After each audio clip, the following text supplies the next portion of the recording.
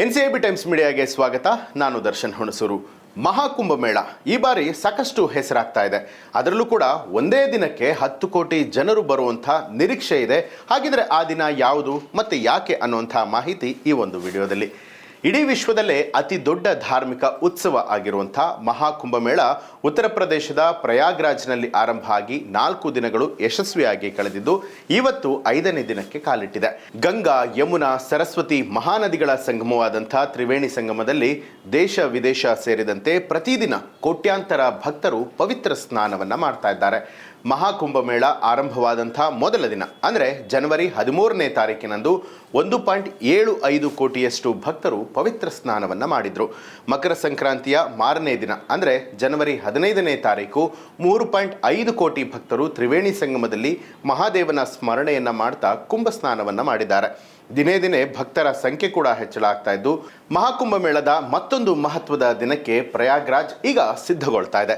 ಮಹಾಕುಂಭಮೇಳದಲ್ಲಿ ಸಾವಿರಾರು ಜನ ಸಾಧು ಸಂತರು ನಾಗಾ ಸಾಧುಗಳ ಉಪಸ್ಥಿತಿಯಲ್ಲಿ ಜನವರಿ 29ನೇ ತಾರೀಕಿನಂದು ಮೌನಿ ಅಮಾವಾಸ್ಯೆಯ ಪುಣ್ಯ ಸ್ನಾನ ನಡೆಯುತ್ತೆ.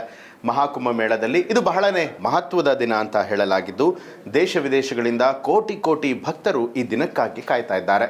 ಮೌನಿ ಅಮಾವಾಸ್ಯೆ ಪುಣ್ಯ ಸ್ನಾನದ ಒಂದೇ ದಿನ ಪ್ರಯಾಗ್ರಾಜ್ನ ಮಹಾಕುಂಭಮೇಳದಲ್ಲಿ ಸುಮಾರು 8ರಿಂದ 10 ಕೋಟಿ ಜನ ಭಕ್ತರು ಸೇರುವಂಥ ನಿರೀಕ್ಷೆ ಇದೆ. ಈ ಬಾರಿಯ ಮಹಾಕುಂಭಮೇಳದಲ್ಲಿ ಒಟ್ಟು 40ರಿಂದ 50 ಕೋಟಿ ಜನ ಭಕ್ತರು ಪಾಲ್ಗೊಳ್ಳುವಂಥ ನಿರೀಕ್ಷೆ ಇದೆ.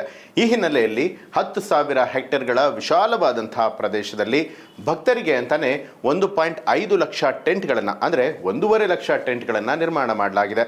ಆದರೆ ಜನವರಿ 29ರ ಮೌನಿ ಅಮಾವಾಸ್ಯೆಯ ಒಂದೇ ದಿನ 10 ಕೋಟಿ ಭಕ್ತರು ಕನಿಷ್ಠ ಅಂತ ಹೇಳಿದ್ರೂ ಒಂದು 8 ಕೋಟಿ ಭಕ್ತರು ಸೇರುವಂಥ ನಿರೀಕ್ಷೆ ಇದೆ ಅಂತ ಹೇಳಲಾಗ್ತಾ ಇದೆ. ಹಾಗಾಗಿ ಉತ್ತರ ಪ್ರದೇಶದ ಸರ್ಕಾರ ಈಗ ಸಿದ್ಧತೆಗಳನ್ನು ಮತ್ತಷ್ಟು ಚುರುಕುಗೊಳಿಸಿರುವಂಥದ್ದು. ಜನವರಿ 29ನೇ ತಾರೀಕು ಮೌನಿ ಅಮಾವಾಸ್ಯೆಯ ಸಿದ್ಧತೆಯ ಹಿನ್ನೆಲೆಯಲ್ಲಿ ಈಗಾಗಲೇ ಉತ್ತರ ಪ್ರದೇಶದ ಮುಖ್ಯಮಂತ್ರಿ ಯೋಗಿ ಆದಿತ್ಯನಾಥ್ ಅವರು ಉನ್ನತ ಮಟ್ಟದ ಪರಿಶೀಲನಾ ಸಭೆಯನ್ನು ಕರೆದು ಅಧಿಕಾರಿಗಳಿಗೆ ಹಾಗೆ ವ್ಯವಸ್ಥಾಪಕರಿಗೆ ಸೂಚನೆಗಳನ್ನು ಕೊಟ್ಟಿದ್ದಾರೆ. ಈಗಾಗಲೇ ಭಕ್ತರಿಗಾಗಿ 1.5 ಲಕ್ಷ ಟೆಂಟ್ಗಳು 1.5 ಲಕ್ಷ ಶೌಚಾಲಯಗಳನ್ನು ಕೂಡ ನಿರ್ಮಾಣ ಮಾಡಿದ್ದಾರೆ. ಅಷ್ಟೇ ಅಲ್ಲದೆ ಭಕ್ತಾದಿಗಳ ಸಂಚಾರಕ್ಕಾಗಿ 30 ಕಿರುಸೇತುವೆಗಳ ನಿರ್ಮಾಣ ಕೂಡ ಆಗಿರುವಂಥದ್ದು. ಜೊತೆಗೆ ಕುಂಭಮೇಳದ ಸ್ನಾನದ ವೇಳೆಯಲ್ಲಿ ಯಾವುದೇ ರೀತಿಯಾದಂಥ ಅವಘಡಗಳು ಸಂಭವಿಸದಂತೆ ಮುನ್ನೆಚ್ಚರಿಕೆ ಕ್ರಮವಾಗಿ ನದಿಯ ಉದ್ದಕ್ಕೂ ಕೂಡ 12 ಕಿಲೋಮೀಟರ್ ಘಾಟ್ಗಳನ್ನು ನಿರ್ಮಾಣ ಮಾಡಲಾಗಿದೆ.